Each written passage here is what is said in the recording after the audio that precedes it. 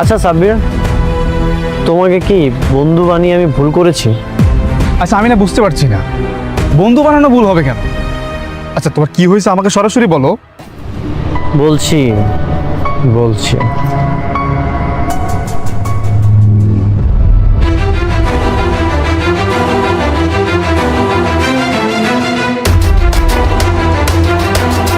এটা পড়ো। চিঠি? জোরে জোরে পড়ো। প্রিয় বৃষ্টি। কি হলো, চুপ হয়ে গেলে যে? সুন্দরভাবে পড়ো, ইমোশন দিয়ে পড়ো, যেন শুনতে ভালো লাগে। প্রিয় বৃষ্টি, জানি না কিভাবে আমি আমার ভালোবাসার কথা তোমাকে জানা। কি হলো, আবার চুপ হয়ে গেলে যে? পড়ো, জোরে জোরে পড়ো।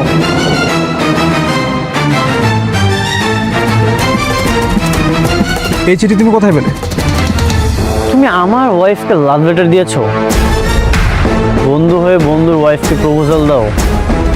এতটা বেইমান তুমি? অনেক তুমি আমাকে শুধু শুধু ভুল বুঝছো। ভুল? আমি তোমাকে ভুল বুঝছি? সব প্রমাণ তো তোমার কাছেই।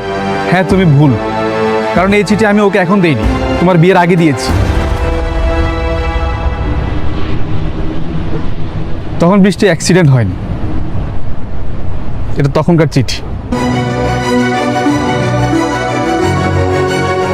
মানে তুমি বৃষ্টিকে আগে থেকেই চিনো? তখন আমি বৃষ্টিকে ভালোবেসে এই চিঠিটা দিয়েছিলাম, ভার্সিটিতে একসাথে পড়তাম। আই লাভ ইউ বৃষ্টি।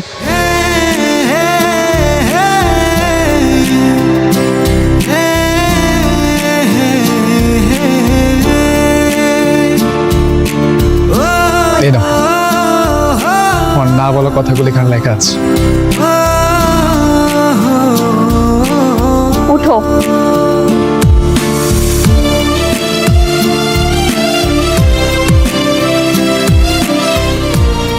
এসব কি সাব্বির? আমি তো তোমাকে আগেই বলেছি। বৃষ্টি, তুমি এভাবে আর আমাকে কত ফিরিয়ে দিবে বলো? দেখো সাব্বির, আমি তোমাকে মিথ্যে আশা দিয়ে ছোট করতে চাই না, কিন্তু তুমি আমাকে যে চোখে দেখো আমি তোমাকে সেই চোখে কোনোদিনই দেখতে পারবো না। কারণটা কি সে অনিক? যে মানুষটা তোমার দিকে একবার ফিরেও তাকায় না, তার জন্য কেন নিজের জীবনটা এভাবে আটকে রাখছো? ভালোবাসা কোনো হিসেব নিকেশ না। সে আমাকে ভালোবাসেনি, তাতে কি হয়েছে? আমি তো তাকে ভালোবাসি। সে হয়তো কোনোদিন বুঝবেই না তার প্রতি আমার ভালোবাসা, তাতেও কোনো সমস্যা নেই।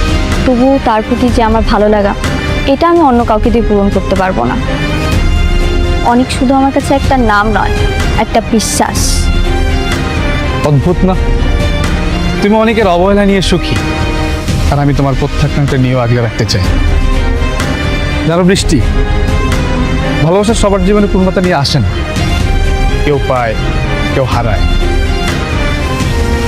আর কেউ বা আমার মতো দূর থেকেই সারা জীবন কাটিয়ে দেয়।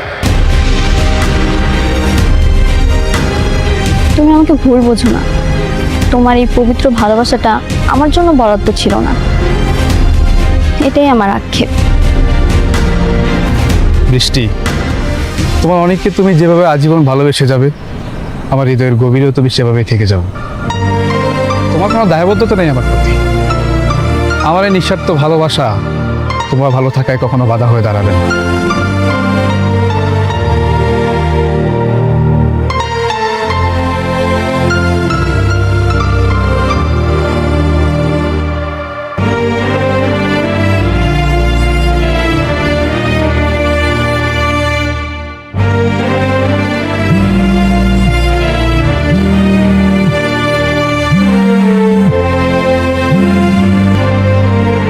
হ্যালো।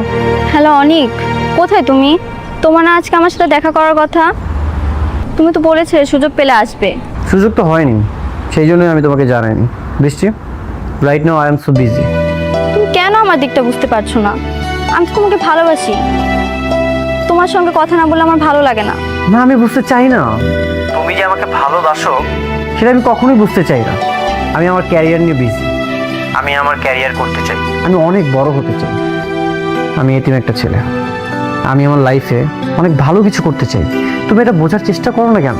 তাতে কি হয়েছে? তুমি কি তোমার এই সংগ্রামী জীবনের সঙ্গে আমাকে করতে পারো না? আমি তোমাকে কতবার বলবো আমি তোমার মুখে ভালোবাসার কথা শুনতে চাই না। দেখো, তুমি বড়লোক বাবার একমাত্র মেয়ে, আর আমি এতিম একটা ছেলে। আমি কোনোভাবেই চাই না আমি আমার লক্ষ্য থেকে এক পা পিছনে চলে যাই। আমি আমার লক্ষ্যে পৌঁছাতে চাই। আমি যদি তোমাকে এখন বিয়ে করি তাহলে আমি আমার লক্ষ্য থেকে ছিটকে যাবো। আর আমি খুব ভালো মতোই জানি তুমি বড়লোক বাবার একমাত্র মেয়ে। আমি যদি তোমাকে বিয়ে করি তাহলে তোমার বাবা এগুলো নিয়ে অহংকার করতে পারে, একটা ঝামেলা হতে পারে। ঠিক আছে, আমি আর কখনো বিরক্ত করব না তোমাকে।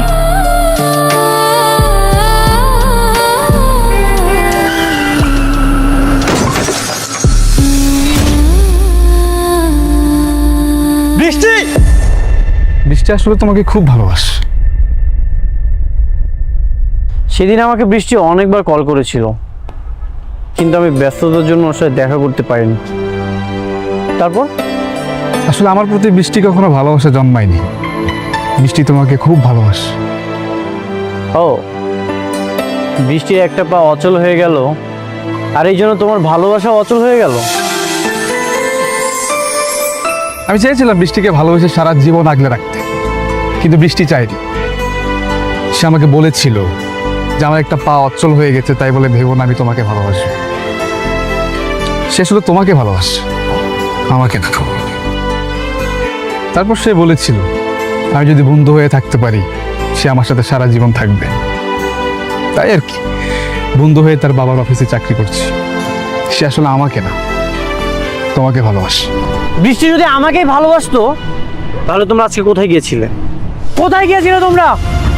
আমরা তো ডাক্তারের কাছে গিয়েছিলাম। তুমি তো বাবা হতে চাও, তাই সে আমাকে নিয়ে ডাক্তারের কাছে গিয়েছে পরামর্শ নিতে, সে আসলে এ সময় মা হতে পারবে কিনা।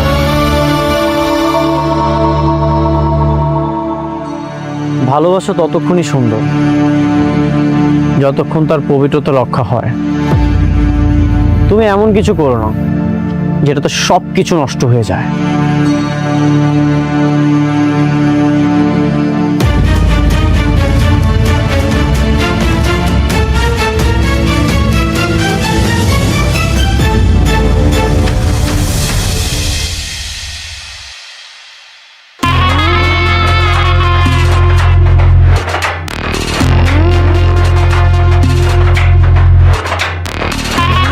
কি ব্যাপার আপনি? আপনারা না আমি কইছি আপনার কাজ না থাকলে আমার অফিসে আইবেন না। আপনি তো আইসেন লগে করে আবার হ্যাগল হয়েছে। মতলবটা কি কোন তো? আপনার জন্য একটা গিফট নিয়ে এসেছি, আর এটা দেওয়ার জন্যই আমরা এসেছি।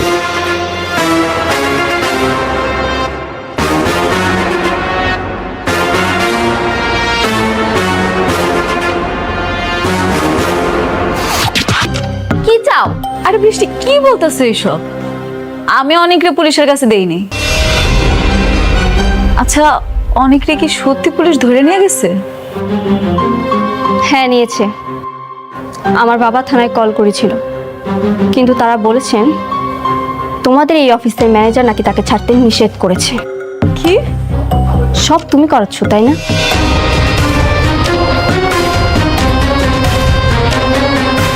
হ্যালো ম্যানেজার আঙ্কেল, একটু আমার রুমে আসেন না প্লিজ। আচ্ছা।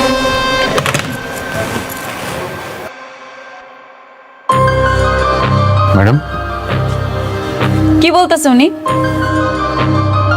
কি বলছেন? উনি বলতেছে আপনি নাকি অনিক সাহেবের থানায় পাঠাইছেন। জি, আমি বলেছি। ম্যাডাম, অনিক সাহেব যে সেই অপরাধী এটা আমি জানতাম না। একটা সাইডে কাজ করতে গিয়ে একজন শ্রমিক মারা যায়, আর সেটা ছিল অনিক সাহেবের সাইড, এটা আমার জানা ছিল না। কি আপনি শুনলেন তো মিসেস বৃষ্টি? দেখুন, আপনাদের এসব সার্কাস দেখার সময় না আমার নেই। 3 ঘন্টা, 3 ঘন্টার মধ্যে আমি অনেককে থানার বাইরে দেখতে চাই। যদি না পাই তাহলে শালিমা বিল্ডার্স গ্রুপে আমি আগুন জ্বালিয়ে দেব। চলো।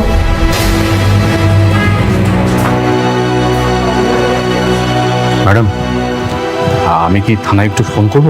না না না, কোনো দরকার নাই। ওই যে আমাকে নতুন যে প্রজেক্টটা, যেটা খুব ইম্পর্টেন্ট, জি ম্যাডাম। সেটা আপনি শেষ করেন, আমি নিজে থানায় যাব। যদি কোনো সমস্যা হয় আমি আপনার জানাইতেছি। জি ম্যাডাম, আর একটু সাবধানে যাবেন ম্যাডাম। আচ্ছা।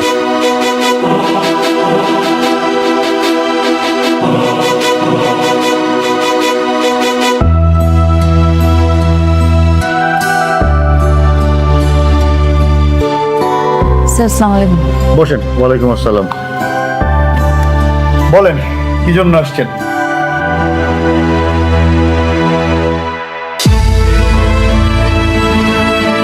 স্যার, আপনি অনেককে ছাইড়া দেন। যে মারা গেছে তার পরিবারের সাথে আমি আলোচনা করব। আপনি বললেই তো আমি ছাড়তে পারবো না। হ্যাঁ, এই কেসটা তো আর জানাতনো কেস না, এর সঙ্গে শ্রমিক ইউনিয়ন জড়িত। তবে আপনি যদি একটু কষ্ট করে শ্রমিক ইউনিয়নের সভাপতি সাহেবের সাথে একটু কথা বলে নিতেন, মানে ওনাকে তো আপনি চেনেন। উনি আমার কোম্পানির ম্যানেজার, ওনার সাথে আমার কথা হয়েছে, আপনি ওরা ছাইড়া দেন। বাহ, তাহলে তো খুবই ভালো। এইখানে একটা সিগনেচার করেন, সিগনেচার করে ওনারা নিয়ে যান। কোথায়? এইখানে এইখানে। এই জায়গায়?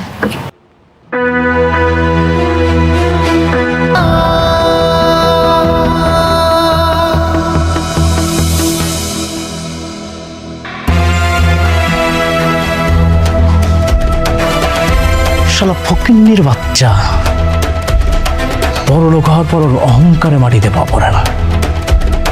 আর একটা বার যদি আমি সুযোগ পাই, ওই ফকিন্নির বাচ্চারে একদম বরবাদ করে ফেলা।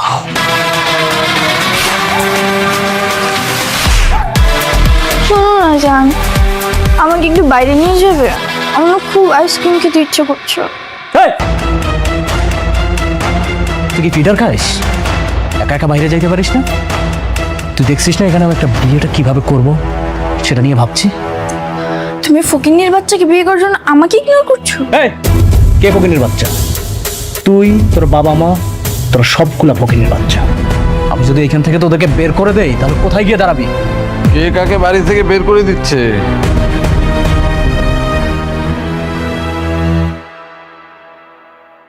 আপনার মেয়েকে বুঝান, আমার কাজে যদি কেউ বাধা দেয় না, তাহলে কিন্তু তার খবর আছে। আর শুনেন, সবসময় বিয়ে বিয়ে করবেন, একদম ভদ্রলোকের মতো থাকবেন। মেঘলা কি বিয়ে করতে রাজি হয়েছে? রাজি হয় নাই, তবে কিভাবে ওকে রাজি করাতে হয় সেই পথটা আমি খুঁজে বের করেছি। মেঘলা আর আমার বিয়েটা এখন আর কেউ ঠেকাতে পারবে না।